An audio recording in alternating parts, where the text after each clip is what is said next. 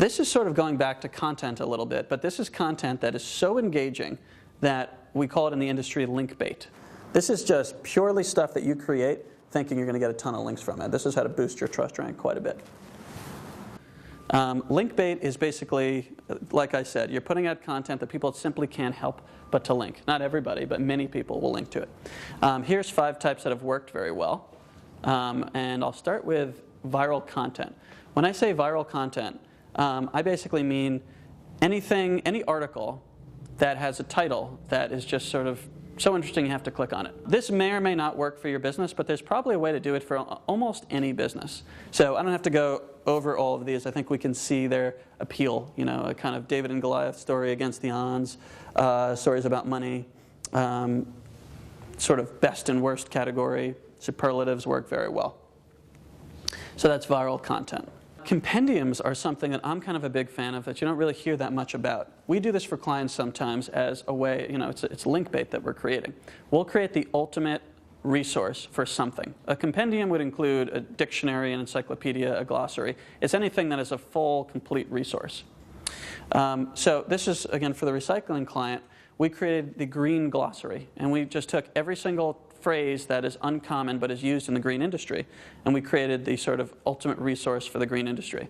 Now the hope is that universities and other kind of prestigious resources would say, this is the green glossary. If you have any questions about, you know, green terminology, here's a great resource. We want it to be just listed. We want Wikipedia to list it, that sort of thing. This is the concept of widgets. If you have a programmer, or if you hire a programmer, this can be a fairly easy thing to do, although it can take a little while. A widget is basically a piece of code. It's like a mini program that is usually small and appears on a website somewhere. So this is a great way to get links. In this case, for the recycling company, this is a little widget that allows you to find your local recycling center. Type in your zip code, type in what you want to recycle, and it'll tell you where your nearest recycling center is.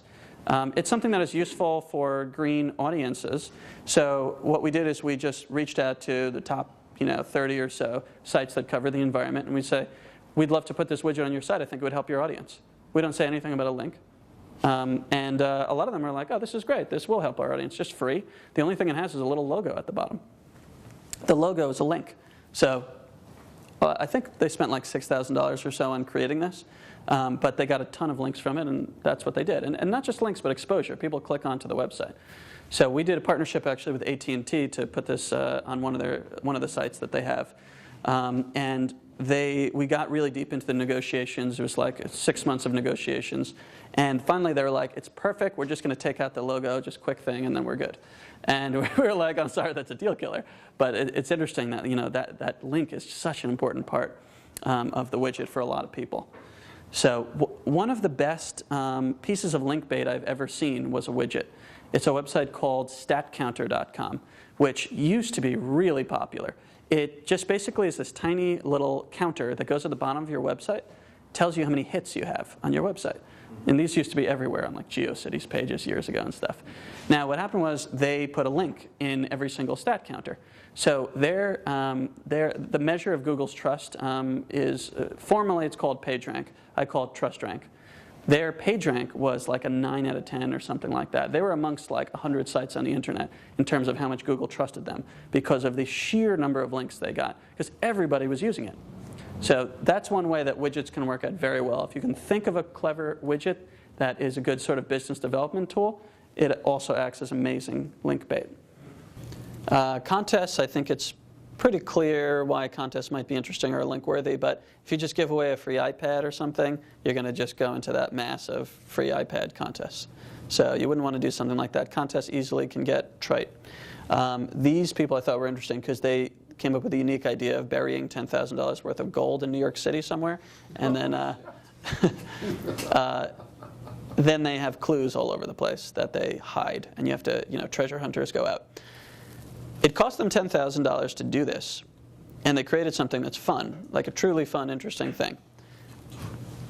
The $10,000 probably bought them, you know, hundreds of thousands of dollars worth of business for their company because of the fact that people linked to this thing like crazy. It was so highly publicized.